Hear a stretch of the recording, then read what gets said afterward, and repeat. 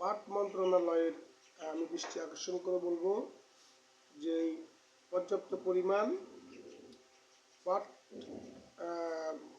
বস্তা সরবরাহ না থাকার কারণে রাইস মিল মালিকরা ওনারা বাধ্য হয়ে ভ্যাকসিন ব্যবহার করছে। একদিকে পাট মন্ত্রণালয়ের পাটের বস্তা সরবরাহ নাই, অপরদিকে তারা বাধ্য হয়ে ওনারা ভ্যাকসিনের বস্তা বা সালা ব্যবহার করছে। কিন্তু ওনাদের দাবি হলো যে ওনারা তো সরবরাহ করতে চায়, কিনতে চায়, কিন্তু তারপরেও ওনাদের মেইলে বারবার জরিমানা করা হচ্ছে। বিষয়টা পাট শিল্প মন্ত্রণালয় বা জেলা প্রশাসক মহোদয়রা খুব ভালো করে দেখবেন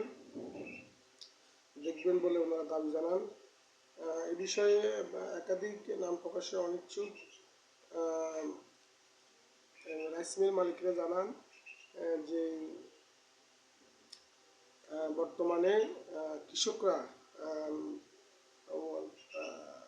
ধান এবং চাউলেই